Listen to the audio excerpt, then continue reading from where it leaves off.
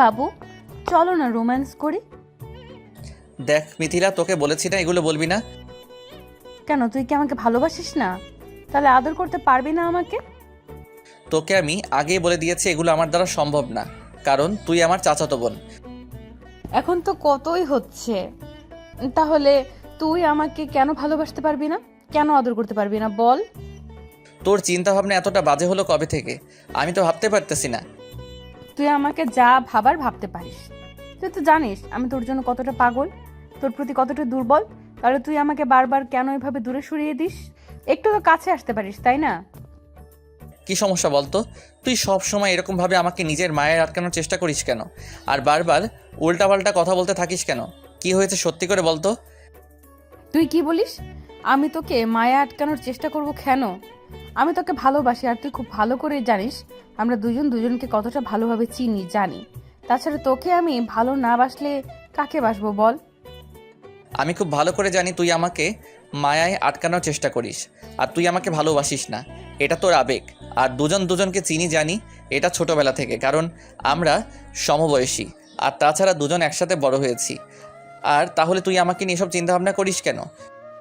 ঈশান, তুই ভালো করে জানিস আমি তোকে কতটা ভালোবাসি। আর ভালোবাসার মানুষটাকে নিয়ে এসব চিন্তা না করলে কাকে নিয়ে করব বল? তোকে ভালোবেসে আমি নিজের সাথে জড়িয়ে নিতে চাই। তাহলে তুই কেন আমাকে ইগনোর করিস এমন করে? তুই কেন বুঝতে পারিস না এটা হওয়া সম্ভব না? কারণ তুই আমার চাচাতো বোন, একই বাসায় থাকি। আমাদের দুজন দুজনের পরিবারের মধ্যে কতটা মিল, কতটা বন্ধন, ভালোবাসা। দাদু মারা যাওয়ার সময় আমাদেরকে সবাইকে বলে গিয়েছিল যেন আমরা আলাদা না হই। আর এটা যদি হয় তাহলে আমাদের সম্পর্কের মাঝে ফাটল ধরবে। তুই কেন বুঝতে পারিস না এই সম্পর্কটা হওয়া সম্ভব না? উল্টো আমাদের ফ্যামিলির মাঝে ঝামেলা হবে। সেটা কি খুব ভালো হবে বল? ও, তুই এই কারণে আমাকে বারবার দূরে সরিয়ে দিতে চাস? এই জন্য তুই আমাকে ভালোবাসিস না সেটা বলতে চাস? দেখ, এটা কোনো ফ্যাক্টরি না। আর তুই তো খুব ভালো করেই জানিস তোর আব্বু আম্মু আমাকে কতটা ভালোবাসে। আর আমার আব্বু আম্মু তোকে ছেলের মতো ভালোবাসে। ওরা কখনো আমাদের রিলেশনের মাঝে বাধা হবে না। তাহলে তুই কেন বারবার আমাকে এমন করে ইগনোর করিস বল? তুই জানিস না আমি নিতে পারি না, তারপরেও তুই আমাকে ইগনোর করিস। তারপরেও তুই আমাকে দূরে সরিয়ে দিস। আজ সত্যি করে একটা কথা বলতো, আমি কি এতটাই খারাপ, এতটাই বাজে যার জন্য তুই আমাকে একটুও ভালোবাসতে পারিস না? নাকি এটাই শুধু কারণ যে আমরা একই ফ্যামিলিতে থাকি আর আমি তোর চাচাতো বোন? অনেক কারণ আছে যেগুলো তোকে বললে তুই বুঝতে পারবি না আর বোঝার চেষ্টা করবি না, কারণ তোর মাথাটা বিগড়ে গেছে। তুই বারবার শুধু এসব কথাই বলতে থাকবি। তোকে আমি বোঝাতে পারি না। এগুলো বললে ফ্যামিলির মধ্যে ঝামেলা হবে, আর ঝামেলাটা তোর আমার জন্য হবে, তখন দোষটা আমার ঘাড়ে এসে পড়বে। তুই পারবি না এগুলো সামলে নিতে, আর আমি চাই না এরকম কিছু হোক। কিছু হবে না। তুই শুধু আমাকে ভালোবেসে দেখ, আমাকে শুধু একটাবার বুকের সাথে জড়িয়ে নিয়ে দেখ, আমি এগুলো সলভ করে দিব। আর তুই তো জানিস আমি বাসায় যেটা বলি সবাই সেটাই শোনে। আমি যদি ছোট আব্বুর কাছে গিয়ে তোর আমার ভালোবাসার কথাটা বলে দেই, ওরা আমাদের মেনে নেবে। তাহলে তুই কেন আমাকে ভালোবাসতে পারবি না বল? আর এমন না যে তুই আমাকে ভালোবাসিস না, শুধু মুখেই বলিস, কিন্তু আমি জানি তুই আমাকে কতটা ভালোবাসিস। আমি তোকে ভালোবাসতে যাব কেন? আমার তোকে পছন্দ না, তুই সেটা খুব ভালো করেই জানিস। তাহলে তুই এসব কথা বলে আমাকে কি বোঝাতে চাইছিস? আমি তোকে ভালোবাসি না, এটা শুধু বোনের প্রতি একটা কেয়ারিং। তাহলে তুই কেন বারবার আমাকে এসব মনে করে দিতে চাইছিস? এসব বলে কোনো লাভ হবে না, কারণ আমি তোকে কখনো ভালোবাসবো না। আমি কোনো বাচ্চা না যে তুই আমাকে বোঝালে আমি বুঝতে পারবো। দেখ, কোনটা বোনের কেয়ারিং আর কোনটা গার্লফ্রেন্ড বয়ফ্রেন্ডের ভালোবাসা সেটা বোঝার বয়স আমার হয়েছে। তাই এখন অন্তত এই নাটকটা করিস না। আমি এমনিতেই তোর এরকম অবহেলা নিতে পারতেছি না, কষ্ট পাচ্ছি। তাহলে তুই বারবার কেন সেটা আমাকে দিচ্ছিস? কি বোঝাতে চাইছিস তুই? তুই আমাকে ভালোবাসিস না, তাহলে সেটা তোর ভুল ধারণা। আমি খুব ভালো করে জানি তুই আমাকে ভালোবাসিস। তুই আমাকে হারিয়ে ভালো থাকতে পারবি না। সত্যি করে একটা কথা বলতো, আমি খুব ভালো করে জানি তুই আমাকে ছাড়া দূরে থাকতে পারবি না।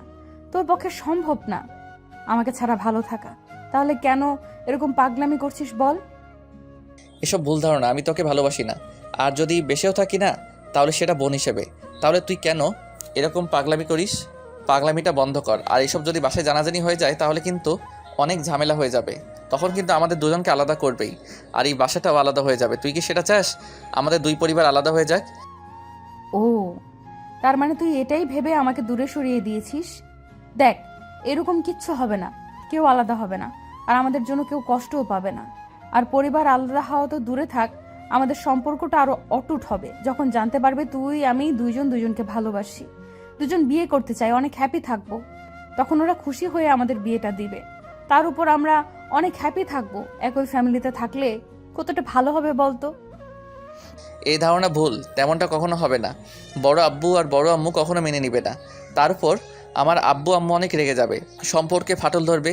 তুই কেন বুঝতে চাইছিস না যে বিষয়টাকে এত সহজভাবে নিয়েছি সেটা অত সহজ বিষয় না।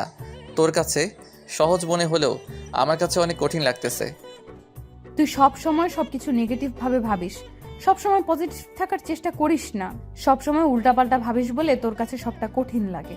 দেখ, তোকে আমি বলতেছি এমন কিচ্ছু হবে না।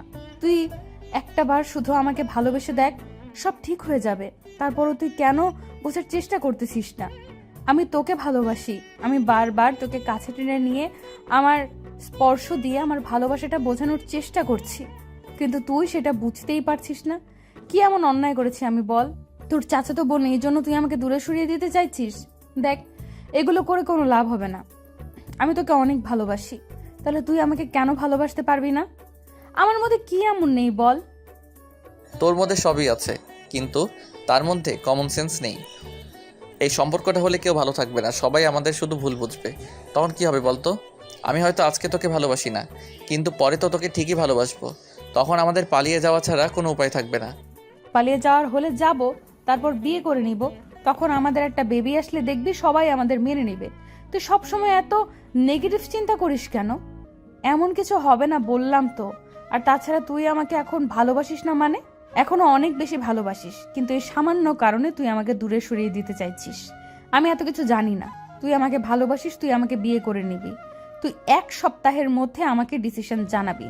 তারপরও যদি তোর ডিসিশনটা না হয়, তাহলে আমি দেখে নিব আমি কি করতে পারি।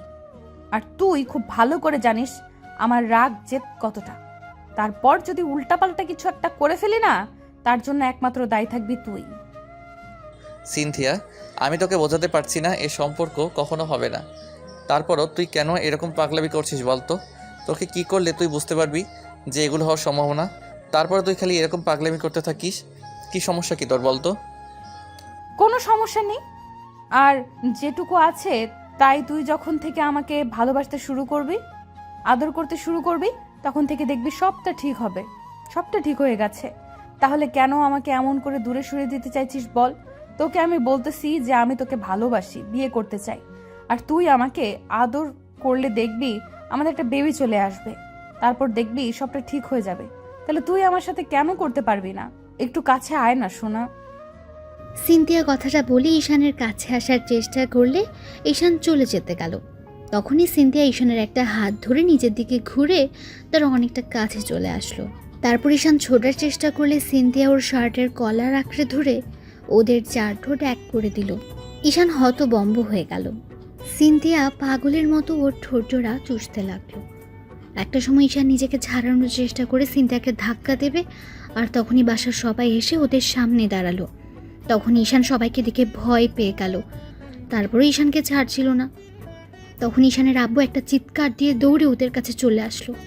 তখন ঈশান তাড়াহুড়ো করে সিনথিয়াকে ছেড়ে দেওয়ার চেষ্টা করলে ও আরও জোর করে চেপে ধরল ঈশানকে। আব্বু এসে ঈশানকে সরিয়ে দিয়ে তারপর ওকে কয়েকটা থাপ্পড় দিয়ে বলতে লাগলো, তোর কত বড় সাহস, বাসার মেয়ের সাথে এসব করছিস? তোর চাচাতো বোন আর তুই কিনা ওর সাথে এসব করছিস? আব্বু, বিশ্বাস করো, আমি কি এমন কিছু করতে চাইনি, কিন্তু সিনথিয়া তোকে জোর করে সব করতে বাধ্য করেছে, তাই না? আমি খুব ভালো করে জানি তুই কেমন আর সিনথিয়া কেমন। তুই জোর করে ওর সাথে এসব করার চেষ্টা করছিস, তাই না? সিনথিয়া, বল, ও তোর সাথে কি করার চেষ্টা করেছে?